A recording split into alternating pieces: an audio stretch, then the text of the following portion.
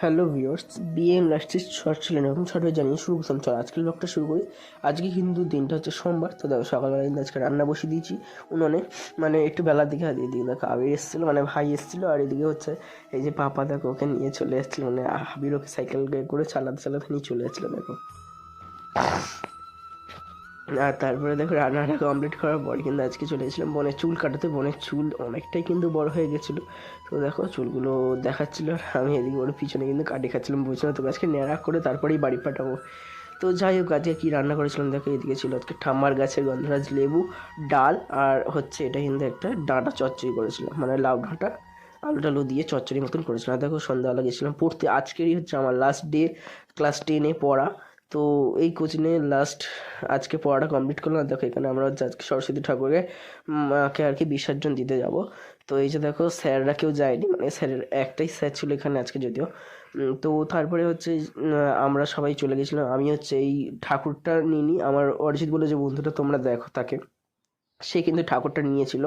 আর হচ্ছে আমরা কিন্তু এই যে দেখো এই কজন যাচ্ছে, এই যে সব বন্ধুরা বান্ধবীরা যাচ্ছিলাম আমরা। আর এদিকে এই যে আমিও চলে এসেছি প্রায়। এই দেখো অরিজিতের হাতে ঠাকুর, আর আমার কাছে ছিল কিন্তু হচ্ছে ওই মালা ফালা যা এগুলো থাকে সেইগুলো সব কিন্তু আমার হাতে ছিল। আর এদিকে দেখো এই যে অরিজিতের হাতে ঠাকুর, আমরা কিন্তু চলে এসেছি যেখানে ভাসান দেবো। আর এই ঠাকুরটা কিন্তু ঠিক আমাদের আগের বছরের। আমরা প্রত্যেক বছরের ঠাকুরটা প্রত্যেক বছর দিই না বিসর্জন। আমরা আগের বছরের ঠাকুরটা হচ্ছে এই বছর দিই, আবার এই বছর যে ঠাকুরটা পুজো করা হয়েছে সেইটা হবে 2027-এ বিসর্জন।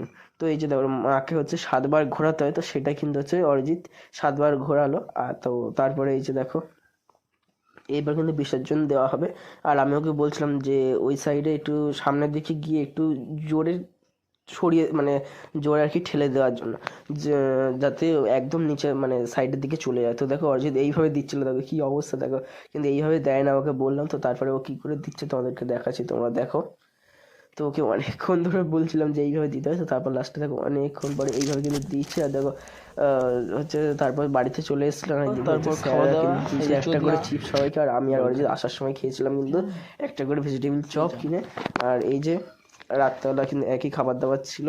রাত্রেবেলা কিন্তু আজকে আমি একদম অল্প খেয়েছিলাম যদিও, কিন্তু জানতাম না যে এরকম রাত্রেবেলা আবার হুট করে প্ল্যান হয়ে যায়। তো রাত্রেবেলা দেখো হুট করে তখন হচ্ছে দাদাদের বাড়িতে খেলাম, মানে আমাকে ফোন করে ডাকলো, বললো একটা জিনিস বানাচ্ছি খাবি আয়। তো দেখো গিয়েছিলাম হচ্ছে এই যে শিক কাবাব, গ্রিন চাটনি আর টমেটো সস।